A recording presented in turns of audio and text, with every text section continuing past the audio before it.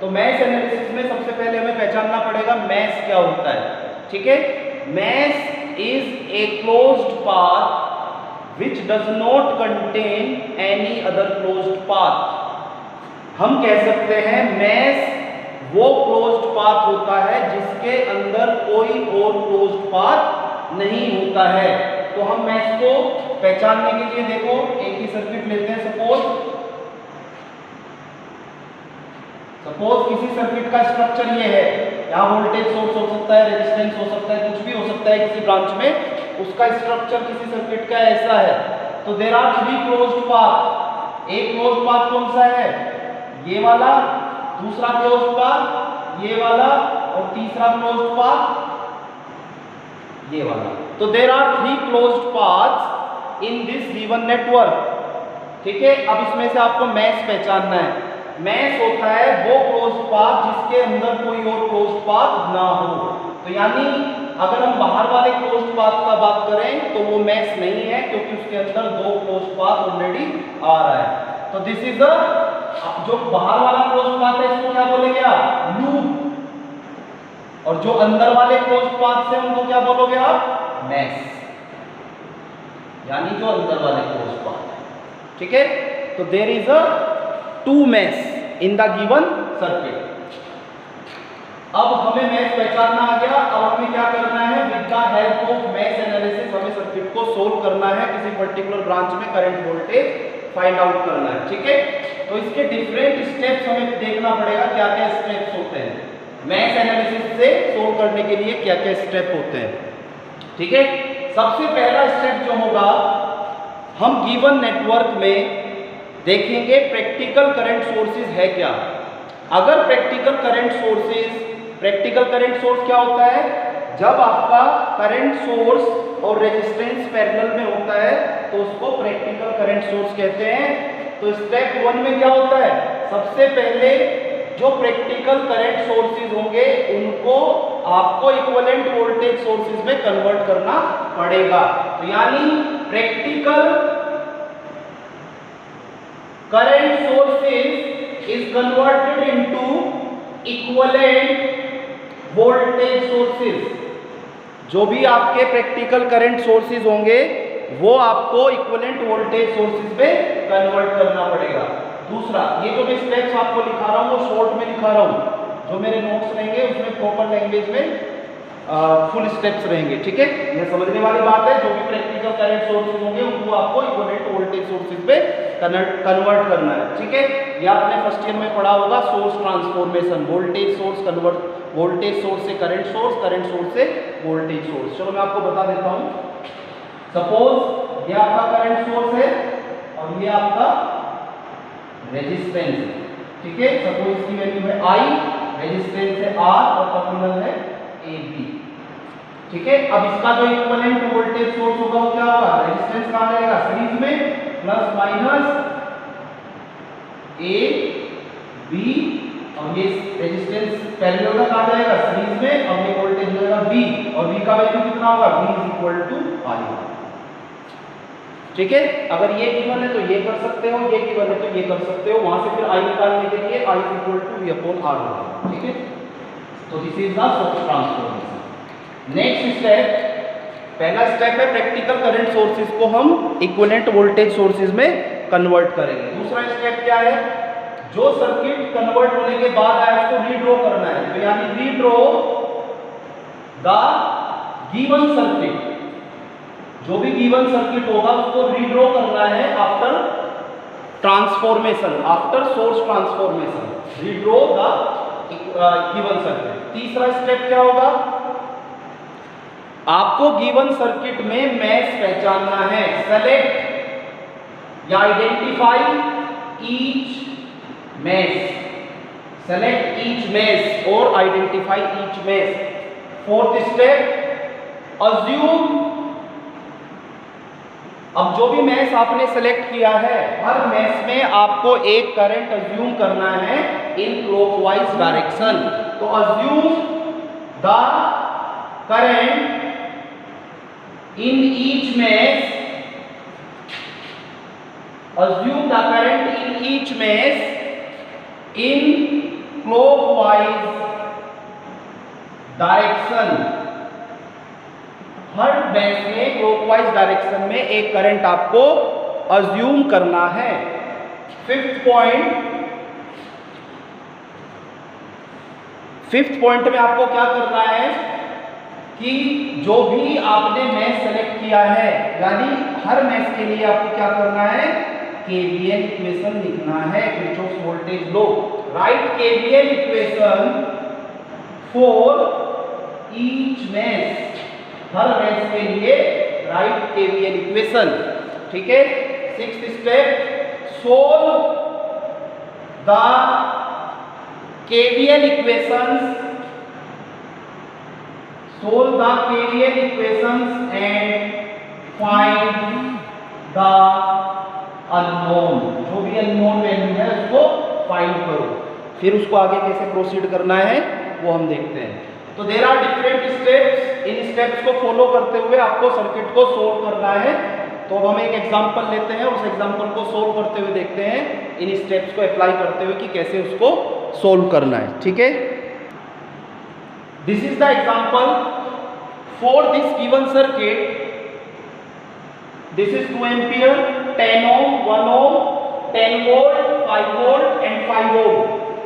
In this given circuit we have to calculate the current in 5 ohm, यानी ये current आपको निकालना है I using mesh analysis. Find the current I through 5 ohm resistor using mesh analysis. तो सबसे पहले क्या करेंगे, इसको हम इसका सॉल्यूशन कैसे करेंगे। पहला स्टेप, जो भी आपका प्रैक्टिकल करंट सोर्स है उसको इक्विवेलेंट वोल्टेज सोर्स में कन्वर्ट करो। ठीक है। अब ये बताओ आपका इसमें कोई प्रैक्टिकल करंट सोर्स है, पहचानो आप। करंट सोर्स के पैरेलल में रेजिस्टेंस आ रहा है, तो इतनी चीज क्या है, ये इतनी चीज क्या है, प्रैक्टिकल करंट सोर्स। तो इसको इक्विवेलेंट वोल्टेज सोर्स में कैसे कन्वर्ट कर सकते हो आप, ये रेजिस्टेंस कहां चला जाएगा, सीरीज में। तो ये रेजिस्टेंस आ जाएगा आपका सीरीज में और आ जाएगा यहां पर वोल्टेज सोर्स। ठीक है। उसका वैल्यू कितना होगा, V = IR 2 × 10 20 वोल्ट, और ये हो जाएगा आपका 10 ओम। ठीक है। इस तरह से सर्किट बन जाएगा आपका। ठीक है।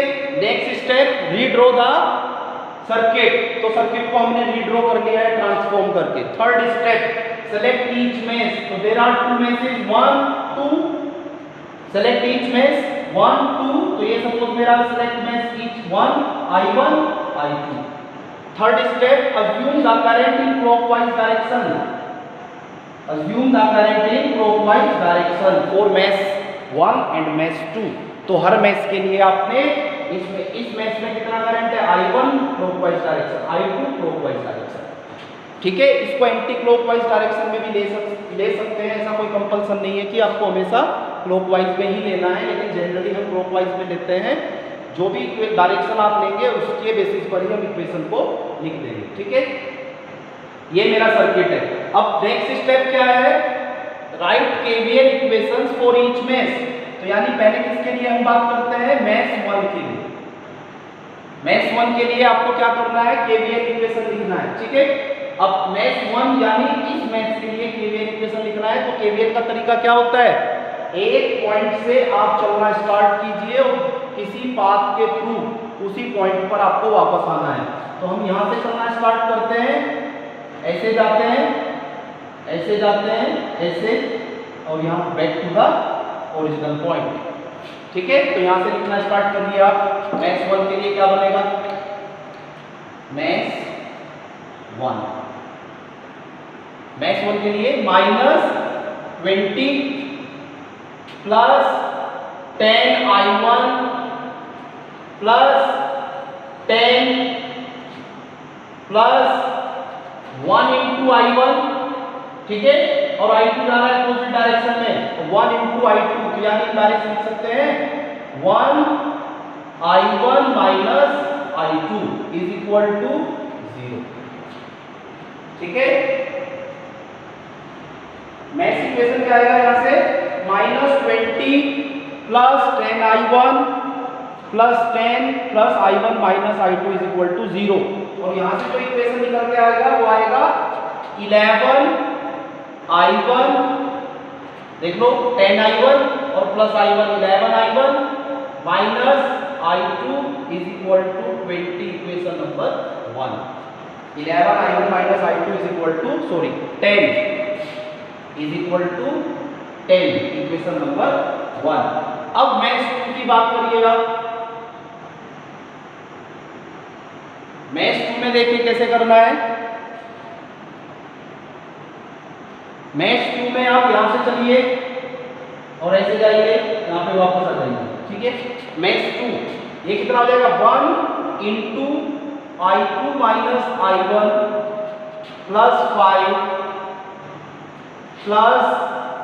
5 I2 is equal to 0। I2 minus I1 plus 5 I2 is equal to 0। ये हो जाएगा I1 minus 6 I2 is equal to 5, equation number 2। I1 minus 6 I2 is equal to 5, equation number 2। अब आपको क्या करना है, there are two simultaneous equations 1 and 2, इन दोनों को सोल्व करना है आपको। तो यानी from equation 1 and 2, equation 1 and 2 को आपको सोल्व करना है, ठीक है। तो उस केस में आप क्या करेंगे, आपको I1 का वैल्यू निकालने का जरूरत नहीं है, क्योंकि अगर आप I1 निकालोगे तो वो करंट इस वाले लूप का आएगा, और जो इसमें जो करंट होगा 5 ओम में कितना होगा, वो I2 होगा। तो I2 का वैल्यू अगर हम निकाल लेते हैं, वही करंट इसमें होगा 5 ओम में। तो you solving by these two equations, ठीक है, I2 का वैल्यू जो आप कैलकुलेट करेंगे वो आएगा I2 इज इक्वल टू, दोनों को आप इक्वेशन को सोल्व करेंगे, ये आएगा -9 बाई 13 एम्पियर, -9 बाई 13 एम्पियर, ठीक है। अब ये करंट आपने कैसे निकाला, इन दोनों को सोल्व करके। अब जो ये करंट आएगा इसमें डायरेक्ट ये क्या साइन आ रहा है, माइनस साइन का मतलब जो I2 का डायरेक्शन आप लेकर चले थे उसके अपोजिट। I2 का डायरेक्शन आपने कैसे लिया था, क्लॉकवाइज, तो करंट कैसे होगा, एंटी क्लॉकवाइज, ठीक है। तो यानी कितना करंट फ्लो करेगा 5 ओम में, अगर ये पॉइंट आपने x लिया है और ये पॉइंट आपने y लिया है, तो इतना करंट कहाँ होगा, y to x, ना कि x to y।